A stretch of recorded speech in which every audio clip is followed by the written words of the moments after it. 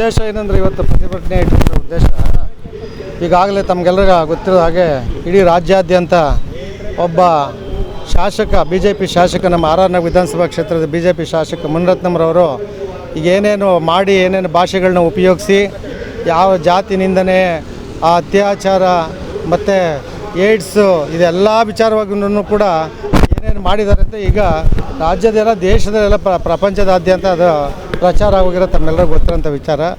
ನಾವೇನು ಹೇಳೋದು ಅಂತಂತ ಹೇಳಿದ್ರೆ ಇಂಥ ಕೀಳು ಮಟ್ಟದ ಒಬ್ಬ ಶಾಸಕ ನಮ್ಮ ರಾಜ್ಯದಲ್ಲಿ ಇದ್ದಾರಾ ಅನ್ನೋ ಒಂದು ಭಾವನೆ ನಮಗೆ ಬಂದ್ಬಿಟ್ಟಿದೆ. ಏಕೆಂತಂದರೆ ಮಾತಾಡೋದು ಕೇವಲ ಒಬ್ಬ ಅವನ ಕಾಂಟ್ರಾಕ್ಟರ್ ಅವನು ಏನೋ ಏನೋ ಕೊಡ್ತಾ ಇದ್ದಿದ್ದು ತಪ್ಪೋಯ್ತು ಅನ್ನೋ ಒಂದು ದುರುದ್ದೇಶದಿಂದ ಒಟ್ಟು ಕರೆದು ಬೇರೆ ರೀತಿಯಲ್ಲಿ ಮಾತಾಡಿ ಒಂದು ಸೌಜನ್ಯತೆಯಿಂದ ಅದನ್ನು ಕೇಳಿ ಇದು ಮಾಡ್ಕೋಬೋದಾಗಿತ್ತು.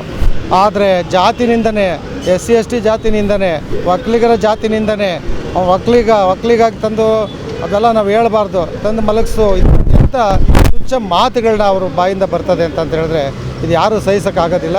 ಇದು ಇಡೀ ನಮ್ಮ ರಾಜ್ಯಾದ್ಯಂತ ಎಲ್ಲ ಜಿಲ್ಲೆಗಳಲ್ಲಿ ಪ್ರತಿಭಟನೆ ಮತ್ತು ಸತತವಾಗಿ ಅವತ್ತಿಂದನೂ ಕೂಡ ನಡೀತಾ ಇದೆ.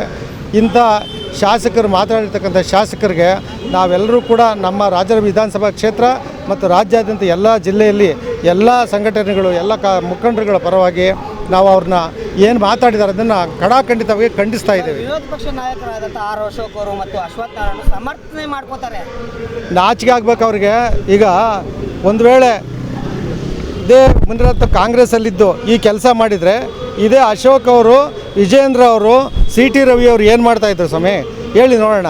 ಏನು ಮಾಡ್ತಾಯಿದ್ರು ಅವರು ಏನಿದ್ರು ಅವ್ರು ಸಮರ್ಥನೆ ಮಾಡ್ಕೊಳ್ಳೋದು ನೋಡ್ತಾರೆ. ಅವ್ನು ಲೂಟಿ ಹೊಡಿಲಿ, ಅವ್ನು ಜಾತಿನಿಂದನೇ ಮಾಡಲಿ, ಅತ್ಯಾಚಾರ ಮಾಡಲಿ, ಬೇರೆ ಇನ್ನೊಂದು ಲೂಟಿ ಹೊಡಿಲಿ, ಅವ್ರು ಸಮರ್ಥನೆ ಮಾಡ್ಕೊಳ್ಳೋದು. ಇಷ್ಟೊತ್ತಿಗೆ ಆಗಲೇ ಬಿಚ್ಚಾಟನೆ ಮಾಡಿ ಆಚೆ ಕಳಿಸ್ಬಿಟ್ಟು ಶಿಸ್ತು ಕ್ರಮ ಜರುಗಿಸ್ಬೇಕಾಗಿತ್ತು.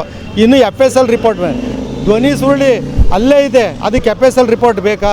ಅವ್ರಿಗೇನಾಗಿದೆ ಗೊತ್ತಿದೆ. ಈಗಾಗಲೇ ನಮ್ಮ ನರೇಂದ್ರ ಸ್ವಾಮಿ ಅವರು ಹೇಳಿದ ಹಾಗೆ ವಿಚಾರ ಗೊತ್ತಿದೆ ಅವ್ರಿಗೆ. ಅವ್ರದ್ದೇ ಧ್ವನಿ, ಅವರೇ ಮಾಡಿರೋದು ಎಲ್ಲ ಗೊತ್ತು. ಬೇರೆ ಏನು ಬೇಡಿ, ಆಯಿತು. ಕಾಂಗ್ರೆಸ್ಸು ವಿರೋಧ ಪಕ್ಷ, ಕಾಂಗ್ರೆಸ್ಸು ಅವ್ರಿಗೆ ವಿರೋಧ ಪಕ್ಷದವರಾಗಿದ್ದಾರೆ. ಇವಾಗ ಅದೇ ಅಶೋಕ್ ಅವ್ರ ಮೇಲೆ ಆ ಟ್ರೀಟ್ಮೆಂಟ್ ಮಾಡೋಕ್ಕೆ ಕೊಟ್ಟಿದ್ರಲ್ಲ, ಅದು ಹೆಂಗೆ ಸಹಿಸ್ಕೊಂಡು ಬಿಟ್ಟಿದ್ದಾರೆ ನಮ್ಗೆ ಅರ್ಥ ಆಗ್ತಾಯಿಲ್ಲ.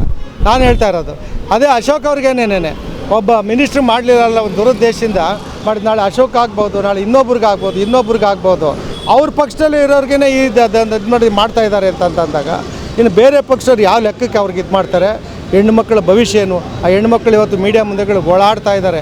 ಅವ್ರು ಯಾವ ರೀತಿ ಬೆದರಿಕೆಗಳು ಹಾಕಿ ಅವ್ರನ್ನ ಯಾವ ಮಟ್ಟದಲ್ಲಿ ತೊಗೊಂಡೋಗಿ ಇಟ್ಟಿದ್ದಾರೆ, ಏನೇನು ಅವರು ಅತ್ಯಾಚಾರ ಅನಾಚಾರಗಳು ಮಾಡಿದ್ದಾರೆ.